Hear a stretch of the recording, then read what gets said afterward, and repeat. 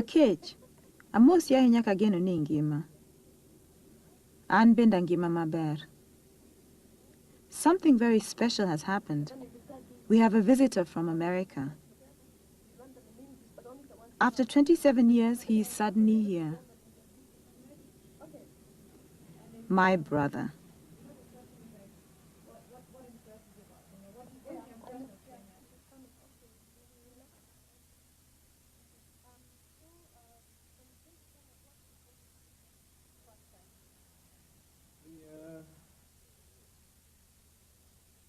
My father was Kenyan, right? And he was a Luo. And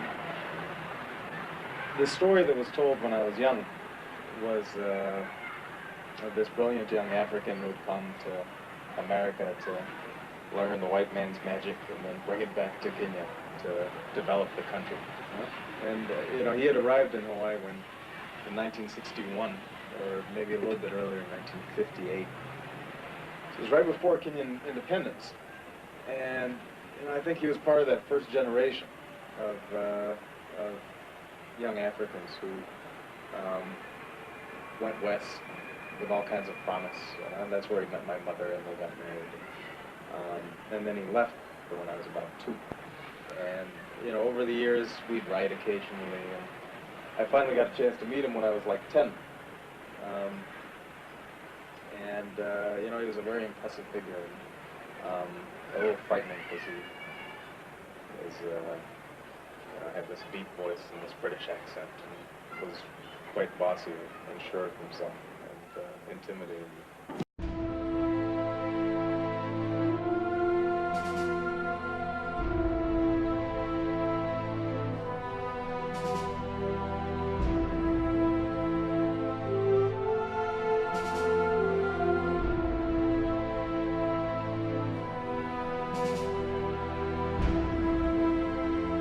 Learn a lot about the beauty of black people just being around a lot of black people, feeling as if they're all around you, and that in some sense you belong. Even though, ironically, a lot of Africans will look at black Americans and say, they're Wazungus, or, they're white people. Ironically, it was the death of our father that brought us together. Since then, we had kept in touch through letters. Our letters, however, did not prepare us for when we would finally meet. I was afraid that Barack, my brother, would not be comfortable with us. I was also afraid that we would not know how to relate to him. After all, he was from a totally different world to ours. The most important thing for me coming back was seeing my family, and that was the main purpose, and I think the thing that moved me the most was going to Hunt Square and meeting my grandmother and my brothers and my uncles. So you like this? Yes. Okay, let's try it on. We have to try it. Even though it's hot, you tell her, even though it's hot, we still have to try it just to make sure it fits. It's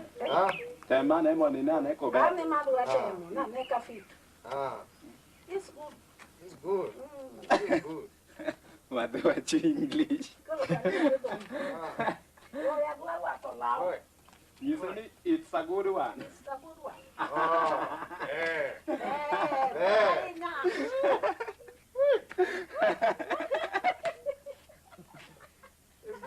Huh? It's good. Tell her it fits. What's happening? Are you okay? I'm doing fine. I'm going to get a smoke. My brother does not speak Luo, our mother tongue. We're forced to talk in English. A white among blacks, the family jokes. Through discussion, Barack is able to learn about the traditions of his forefathers. Unfortunately, a lot of the explanations for the ways of the Luo are not known anymore. The answers to his questions are often vague and unsatisfactory. Why is it that Abongo had to build a hut down in that direction, down there? Why did we have to move out of the house? What did this mean? What did it mean? Out of this compound. Right. Yeah. Yeah. What did it mean? Traditionally, somebody like Abongo, he can't build in the grandfather's compound. He's not allowed. He's not allowed. So if he wants to build, he has to build outside the compound.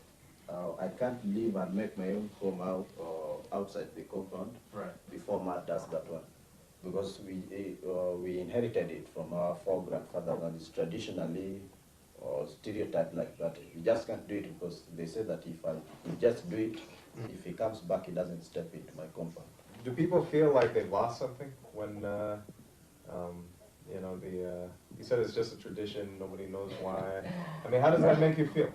Or how does that make you feel, Yusuf, when you know, we still have these traditions, but they're thin now. We're not sure which ones are which, and nobody follows them anymore, and some people follow them and some people don't. And is that a good thing? Is that a bad thing? It's not good because, you know, there are some reasons why they were laying such a tradition, Right. but some of the reasons are hidden. Right. You can just Only the old people may know the reason, but they will not like to tell you. Right. Yeah. They'll just say, tell you, all right, no, that is bad, don't do it. But the reason they won't tell you.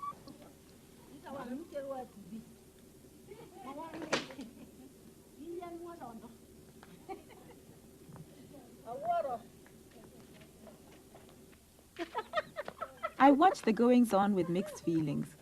The new member of the family does not seem to have in any way disrupted the daily routine. It is as if his being there is to the family only proof of the fact that the son they lost and whose name Barak carries has returned to be among them. Two brothers. Do they understand each other? Is it possible for Barak, at this stage, to get to know and to understand the traditions and ways of his father's people? In order to answer his question, I myself have to ask. Kaka koro odwani. Nino kaka koro odwani. Koro Bob abongo, in ibiri kelo jaodi mokendi. Tubiro nende odwaka. To gichik luo okdwar kamano. Tim kamano. Mane omiye shock. Oyudo shock. Shock no ene tu. Oyudo buok. You know, I was too young to really organize a trip here myself. Didn't have the money and didn't have the time, and was probably, you know, somewhat frightened of what I might find here, because, you know, I think when you're young, you always want to fit in, and the idea of Africa, although my image of Africa was always positive, mainly because of my father, I didn't really I didn't internalize a lot of the negative images of Africa, because the people always would say how smart he was and how distinguished he was. Everybody was always impressed with him and had all these stories about him. It was still very foreign. It was something I didn't know.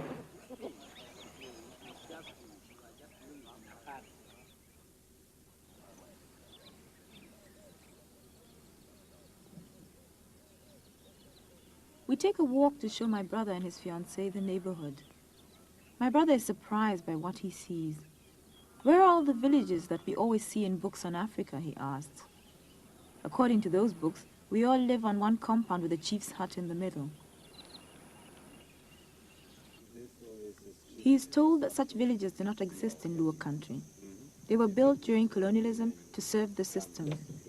Having all the families together was a means of watching and controlling the Africans more effectively.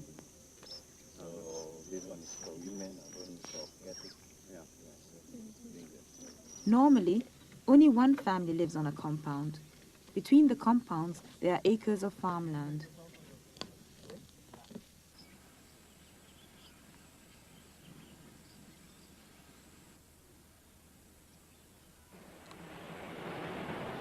As I got to know the country better, as I've written newspapers and I talked to Kenyans, then those initial, very personal impressions start blending in with political impressions about the country. We meet a student who has been sent home from the university. The students demonstrated because of the introduction of tuition fees. The police came and started shooting at them. All universities in the country have been closed till further notice. So what will happen if your parents have signed, they're saying they're going to pay, but then they don't have the money? What will happen? Well, if you don't pay, you don't live in the university, you don't go for tuition. So you can't attend class. Yeah, it's as good as missing your place. I see. Yeah. So basically, it looks like right now what's happening is this is a way that the government is going to reduce the number of university students. Kind of. Because the students who can't afford to pay at this point, they won't be able to go.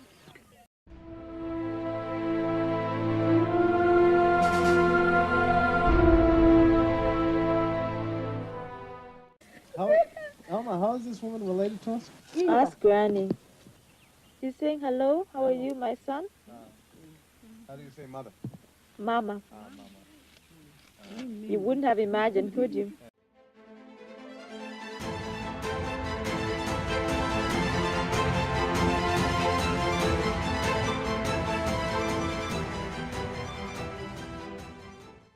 Our visit finally comes to an end, but the journey continues.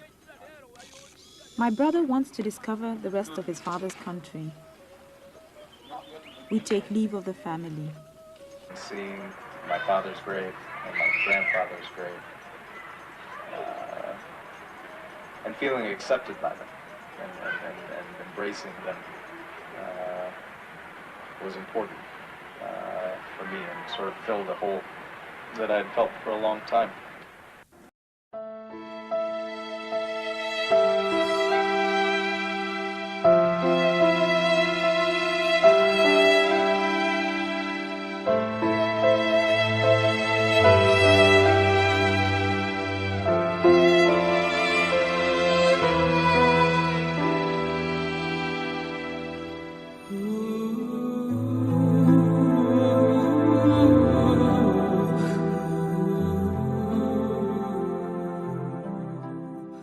It is understandably difficult for a visitor not to be impressed by the beauty of this country. My brother is no exception. Whereas I am skeptical, I see the country through the eyes of a Kenyan, my brother, an outsider, is able to enjoy its beauty. Proudly, he shows his fiancée his second home. In my eyes, the beauty that they see and are so impressed by is marred by my knowledge of how excluded almost all Kenyans are from this experience. These strangers move about our country as a matter of course and with disturbing confidence. It seems to me that as far as the tourists are concerned, there are no limitations.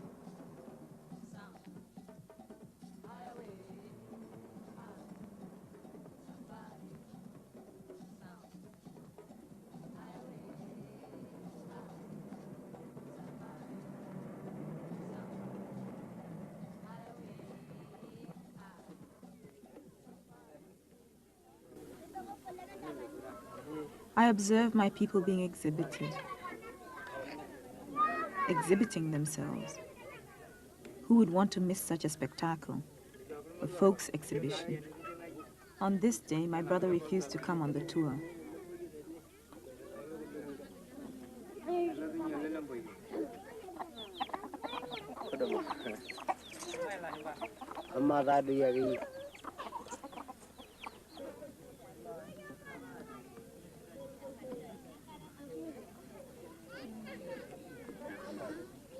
Yes, that's.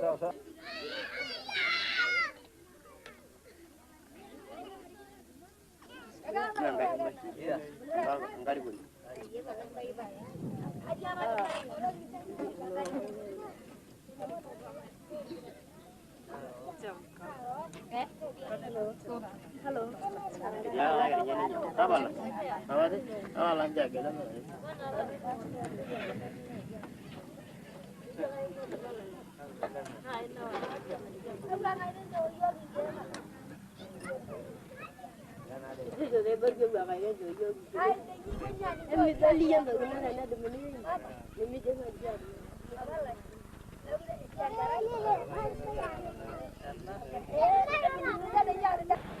It makes me frustrated to see that that blacks in Kenya don't have more confidence in the possibility of shaping their own fate and their own destiny. I'm deeply saddened by a sense that whites are still superior in this country, in some sense, that if you sit at a restaurant, they're served before a Kenyan is served. If you go through customs, a white person's going to have an easier time going through customs. I've experienced probably the Kenyan side of it, mainly because there have been times when I went, let's say with Alma, my sister, who's obviously Kenyan, to a restaurant where we'd have problems getting served, where the waiters would be rude. You know, if you look around at Kenya, when I look around at Kenya right now, you get a sense that although on the surface things are relatively tranquil, right beneath the surface, things could explode at any point. Because you have all these young people, not just now coming from the countryside, but just simply from population growth, who are going to school, have high expectations, but the engine for growth that's going to be able to employ these young people may not be there. And that's a dangerous situation when you have rising expectations and young, bright people who are frustrated in their ambitions. And you see a lot of that taking place in Kenya. And you would think that that would be more of a source of concern for the government, and that they might change policies as a consequence of that.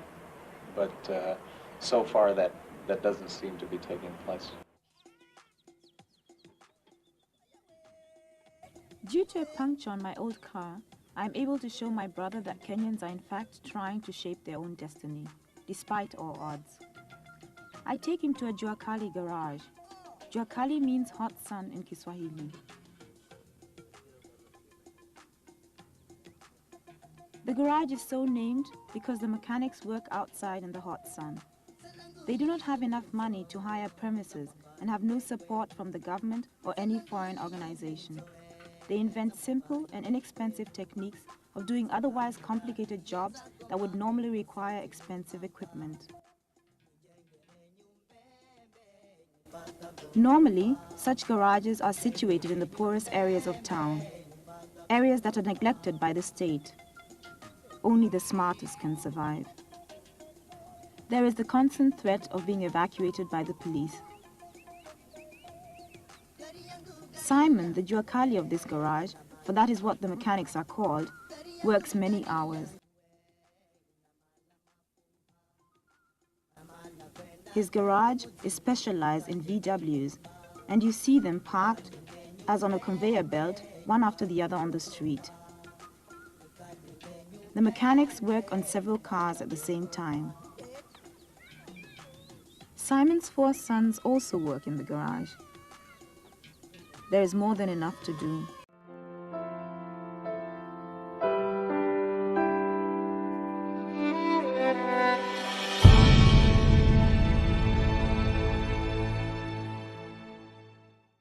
My brother and I watch fascinated. I am pleased to have brought him here. When I look at a place like Kenya, I think this is a land of great promise, and that the potential to strong black country is here. And I think if you could build a strong black country in Kenya, then that sends a message out throughout Africa. It sends a message to black Americans. It sends a message to blacks in the Caribbean. It sends a message that we can build. And so I have a lot at stake in this.